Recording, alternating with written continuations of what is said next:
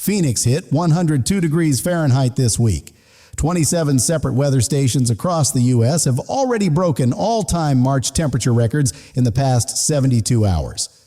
And the worst of it hasn't even started yet. At the same time, a cold front is going to crash temperatures 40 degrees Fahrenheit or more in under 24 hours across parts of the Midwest, and that violent contrast is what detonates 3 back-to-back major storm systems. And the drought quietly spreading across Florida, southern Georgia, and the desert Southwest means some of the hardest hit areas right now are going to stay bone dry even as the rest of the country gets absolutely hammered. Here's the setup. A massive ridge baking the Southwest is shifting east. A deep trough digs in along the west coast and acts like a launching ramp, shooting storm after storm across the central U.S. for the next 10 to 14 days. This weekend is your last chance to breathe high pressure building in, gives most of the country a genuinely beautiful Saturday and Sunday before the storm train kicks into gear starting Monday evening. Use that weekend window wisely, charge the weather radio. Confirm your shelter plan. Bring in outdoor furniture and make sure everyone in your household knows exactly what to do when a tornado warning drops. Monday evening. A warm front surges north into the Great Lakes storm energy reaches Wisconsin and Michigan, which is unusually far north for late March, and elevated supercells could produce large hail across Iowa, northern Illinois, and southern Wisconsin. Iowa, northern Illinois, and southern Wisconsin need to watch Monday evening closely for that isolated tornado threat as those supercells fire along and ahead of the advancing warm front near sunset. By Tuesday, March 31st, a well-organized low parks north of the Great Lakes, while a secondary low may spin up over Texas and Oklahoma together. Those two lows could produce severe weather from Michigan all the way down into Louisiana. Tuesday is the day to circle on your calendar right now, damaging winds, large hail, and tornadoes are all on the table anywhere from the Ohio Valley and Mississippi Valley back into the southern plains. By Tuesday night into early Wednesday, thunderstorms fire simultaneously across Texas, Oklahoma, Kansas, Missouri, Illinois, Indiana, Michigan, and Ohio, a wide area event that will be genuinely challenging to track in real time. Wednesday, April 1st, no April Fool's joke, the storm reaches the East Coast and Deep South, with severe weather possible from the Carolinas through the Mid-Atlantic and Gulf Coast all at the same time. Thursday, April 2nd, gives a brief window, but forecasters are already watching low pressure building over Colorado and Kansas. That system spells round 2 of severe weather across the plains and Midwest by Friday the 3rd.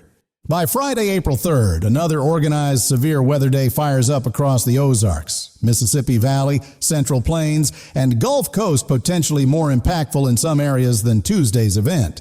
Saturday, April 4th, brings the third major storm, a dynamic low near the Great Lakes. A cold front dragging south. Warm, humid Gulf air pumping north, strong to severe thunderstorms from the plains through the Ohio Valley and Deep South. Sunday, April 5th, may bring yet another severe weather round for the south-central U.S., and the GFS model hints at a nor'easter-type system developing off the East Coast right after that. This pattern flat out does not quit. A snowstorm can't be ruled out for Iowa, Wisconsin, and southern Minnesota if Tuesday's system tracks far enough north to pull cold air down on its backside, a wild whiplash from the record heat happening just days earlier. The total rainfall picture through this entire stretch is striking 3 to 5 inches of accumulation is possible across St. Louis, Indianapolis, Little Rock, DFW, Texarkana, and Memphis as multiple storm systems stack on top of each other. The Ohio Valley, Mississippi Valley, and southern plains are all going to receive multiple rounds of heavy rainfall on already saturated ground, and that combination is what turns a severe weather outbreak into a flooding disaster. The April severity outlook is sobering. A high risk for frequent severe weather is centered on Iowa, Missouri, the Ozarks, Illinois, northwestern Indiana, southwest Michigan, southern Wisconsin, and parts of Minnesota through the entire first week. The pattern is expected to stay locked in through at least the second week of April. Frequent cold fronts, a persistent trough over the west, a ridge over the east, and Gulf moisture continuously pumped northward to fuel every system. The one bright spot, East Texas through South Carolina, is expected to see above normal precipitation in week 2 of April. Welcome drought relief for an area that has been desperately waiting on rain for weeks. Now let's look at the city-by-city picture, because this pattern is hitting different parts of the country in completely different ways, and your specific risk depends entirely on where you live. Phoenix is at 102 degrees Fahrenheit today. Palm Springs hit 105 degrees Fahrenheit. Las Vegas is at 95 degrees Fahrenheit. And Denver at 84 degrees Fahrenheit has 40 miles per hour. Wind gusts. All 4 cities are running 20 to 30 degrees Fahrenheit above normal for late March.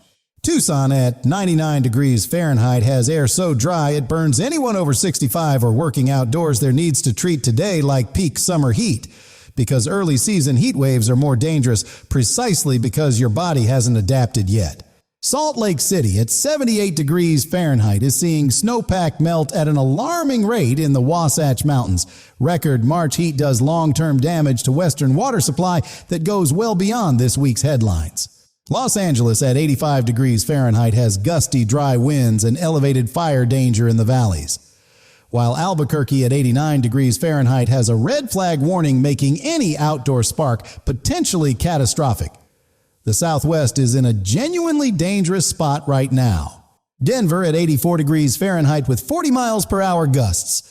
Colorado Springs at 80 degrees Fahrenheit and Pueblo at 86 degrees Fahrenheit are all dealing with single-digit humidity, a combination that can let a small fire outrun response teams within minutes. Reno at 72 degrees Fahrenheit has 35 miles per hour gusts and a red flag warning.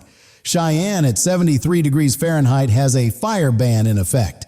And Billings, Montana at 43 degrees Fahrenheit has 50 miles per hour wind gusts sweeping wet snow horizontally across the open high plains. Dallas at 89 degrees Fahrenheit. Kansas City at 83 degrees Fahrenheit. Oklahoma City at 88 degrees Fahrenheit with a tornado watch in effect. And Wichita at 87 degrees Fahrenheit dealing with fire weather risk on top of severe storm potential. The Southern Plains is in full active mode right now. Omaha at 82 degrees Fahrenheit and Lincoln at 84 degrees Fahrenheit are warm today but watching for overnight severe storms, while Tulsa at 86 degrees Fahrenheit is under a supercell warning with large hail possible right now. Fargo at 32 degrees Fahrenheit and Bismarck at 35 degrees Fahrenheit are dealing with frozen ground and leftover ice, while temperatures just a few hundred miles south are hitting the 80s and 90s. That 50-degree gradient in a short distance is what explodes storm energy. Chicago at 65 degrees Fahrenheit is warm right now, but temperatures crash nearly 40 degrees in under 24 hours next week, and Milwaukee is bracing for readings down to the 20s after touching 70 degrees Fahrenheit this weekend. A flat-out wild swing. Indianapolis at 70 degrees Fahrenheit is watching for 1-inch hail today. Columbus at 63 degrees Fahrenheit has rivers already running high from recent storms. And St. Louis at 80 degrees Fahrenheit is warm and humid ahead of the violent cold front arriving early next week. Drop your city in the comments right now and tell us what you're seeing. Are those temperature swings already hitting your area? And which storm system on this calendar has you most concerned for your community? New Orleans at 82 degrees Fahrenheit has Gulf storm systems already active. Jackson. Mississippi at 83 degrees Fahrenheit is in a tornado watch zone, and Memphis at 82 degrees Fahrenheit is also in an active tornado watch. The lower Mississippi Valley is getting hammered right now. Nashville at 80 degrees Fahrenheit is dealing with heavy rain and flood risk. Louisville at 76 degrees Fahrenheit has a severe thunderstorm warning active, and Little Rock at 83 degrees Fahrenheit is watching for golf ball-sized hail from supercell thunderstorms today. Atlanta at 80 degrees Fahrenheit has evening lightning storms building fast. Charlotte at 78 degrees Fahrenheit has unusual warmth stacking up storm fuel. And Birmingham at 82 degrees Fahrenheit is under a severe thunderstorm, warning with extreme lightning activity right now. Right. Shreveport at 84 degrees Fahrenheit has a tornado warning active.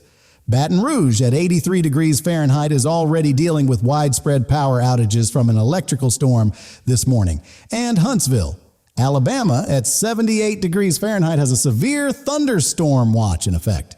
Miami at 84 degrees Fahrenheit and Orlando at 86 degrees Fahrenheit have dangerously high humidity and an ongoing severe drought. Florida is stuck in a pattern where it gets just enough isolated storms to stay miserable, but nowhere near enough rain to end the water crisis. Tampa at 83 degrees Fahrenheit has a waterspout risk off the bay. Knoxville at 78 degrees Fahrenheit has landslide concerns from waterlogged hillsides. And Lexington, Kentucky at 74 degrees Fahrenheit has a severe thunderstorm warning active with 60 miles per hour wind gusts right now. Washington, D.C. at 71 degrees Fahrenheit has afternoon storms building. Philadelphia at 63 degrees Fahrenheit has cold rain and gusty winds. And New York City at 53 degrees Fahrenheit is dealing with dense fog and steady rain grounding flights at JFK and LaGuardia this morning. Boston at 50 degrees Fahrenheit has 40 miles per hour. Wind gusts and cold rain that drops body temperature faster than most people realize. And Portland. Maine at 40 degrees Fahrenheit has wet snow bending tree branches, while Burlington. Vermont at 38 degrees Fahrenheit has snow accumulating on mountain roads. Seattle at 50 degrees Fahrenheit is dealing with saturated hillsides and a real landslide risk from days of persistent rain. And Portland. Oregon at 53 degrees Fahrenheit has river flooding building that Pacific moisture is feeding the very next storm system heading east. Cincinnati at 66 degrees Fahrenheit has rivers already elevated, and any additional rainfall from Tuesday's system expected to drop 1 to 2 inches across the Ohio Valley will push multiple river gauges to flood stage before the week is out. Pittsburgh at 56 degrees Fahrenheit sits right at the crossroads of the Deep South and Mid-Atlantic threat zones for Wednesday, and Richmond at 76 degrees Fahrenheit is building the exact warm air fuel that powers Wednesday's storm system as it sweeps east. Detroit at 52 degrees Fahrenheit is already dealing with downed tree limbs from overnight storms. And Grand Rapids at 49 degrees Fahrenheit has rain-soaked roads that become a serious flooding concern the moment Tuesday's next round of heavy rain arrives. Minneapolis at 42 degrees Fahrenheit and Duluth at 30 degrees Fahrenheit are feeling cold air surge in from the north. Both cities watch Monday evening's warm front closely for severe weather near sunset. A gnarly setup for this far north in late March. Here's what separates Tuesday from a routine spring outbreak. Gulf dew points are forecast to reach the upper 50s and low 60s north of Interstate 80. Extraordinary for late March. More typical of a major May event. On top of that, storm energy on Tuesday is projected at 1,500 to 2,000 joules per kilogram across the Midwest and Plains, numbers that give even experienced forecasters pause. Because that much instability in late March is genuinely rare. Wind shear values for Tuesday are also elevated. Strong low-level wind shear means rotating updrafts are possible, which is how supercells form and how isolated strong tornadoes develop, even when the setup doesn't look textbook. Here's the full 10-day storm calendar. Write it down. Share it with family in the threat zone. And put it somewhere you can find it fast when a warning drops. Today through Saturday, remnant storms across Arkansas, Missouri, Tennessee, and the Carolinas. Not a major severe weather day, but showers and isolated thunderstorms ongoing across the Deep South and Mid-Atlantic. Saturday and Sunday high pressure. Beautiful weather for most of the country, your last clear window to get prepared before the storm train gets rolling Monday evening. Monday evening, warm front surges into Wisconsin and Michigan, large hail and isolated tornado threat across Iowa. Northern Illinois, and southern Wisconsin near sunset, a sneaky threat that most people won't see coming. Tuesday, March 31st, main event. Number 1, severe weather from upper Michigan through the Ohio Valley and Mississippi Valley down into Texas and Louisiana, damaging winds. Large hail and tornadoes all in play. Wednesday, April 1st, storm moves east, deep south. Carolinas and Mid-Atlantic all watching 2 separate risk zones, simultaneously not April Fool's Day weather. This is the real deal. Thursday, April 2nd, gives a brief pause, but low pressure loading over Colorado and Kansas means Friday, April 3rd, brings round 2 of severe weather to the Ozarks, Southern Plains, and Gulf Coast. Saturday, April 4th, 3rd, major storm, most dynamic of the stretch low near the Great Lakes. Cold front dragging south. Warm front well north, severe thunderstorms, plains through Ohio Valley. Snowfall, central Rockies. Sunday, April 5th and beyond, nor'easter potential for the East Coast. Another severe weather round for the Deep South. Drought intensifying in Florida and Georgia. This pattern does not ease up for at least 2 full weeks. The overnight severe weather risk on Tuesday is a particular concern. Storms firing after midnight while people are asleep are statistically the most deadly severe weather events. So a weather radio on your nightstand with the alarm on is non-negotiable this week. For anyone in a mobile home from Iowa through Louisiana this week, those structures are not safe in a tornado. And when a warning is issued for your county, leave immediately and reach a solid building before the storm arrives. No basement in your house. Head to the lowest floor. Find the most interior room or hallway you can get to. Stay away from every single window. And keep your shoes nearby in case you need to move fast in the dark. The turnaround don't drown rule never changes if you roll up on standing water and can't see the road underneath it.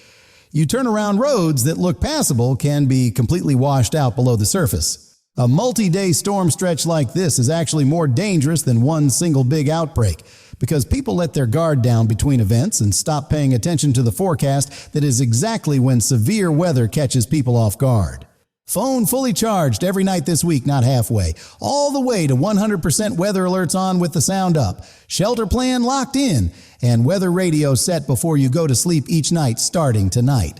Keep a week of prescription medications on hand right now when severe weather hits back to back. Roads flood, pharmacies lose power, and getting out to restock can take days longer than anyone expects. Make the buddy check your morning routine this week, a 5-minute call to the seniors and neighbors living alone who might not be tracking the weather could genuinely be the most important call you make all week. The fire danger story is getting almost zero coverage right now, and that is a mistake. Because this is a genuinely critical situation across several completely separate parts of the country simultaneously. Red flag warnings are in effect today across the Texas Panhandle near Amarillo, northwestern Oklahoma, and the I-80 corridor in Nebraska. Critical fire weather with drought, warm temperatures, and gusty northwest winds all converging at once. For Saturday, fire danger expands into 2 separate zones, the plains from southwestern Minnesota through southwest Kansas, including Dodge City and Omaha, and a completely separate zone of critical fire danger in Georgia and South Carolina. Georgia and South Carolina hitting critical fire weather level in late March is genuinely unusual. Dry cold fronts keep rolling through without meaningful rain. The drought keeps deepening, and any spark in those conditions can produce an uncontrollable fire in minutes. If you're in any fire weather zone this weekend from Georgia through Nebraska, open burning is not recommended under any circumstances. And even towing a trailer over dry grass creates enough friction to spark a wildfire. The second week of April temperature outlook shows the warm above normal pattern continuing across the east while the west cools, which means the atmospheric fuel for severe weather keeps getting replenished week after week with no real break in sight. Tell us in the comments which part of this pattern has you most concerned. Are you watching Tuesday's main event, the Friday round 2, the April 4th third strike, or the fire danger situation right now? Storm fatigue is real after a week like this one, but the atmosphere doesn't give discounts for being tired.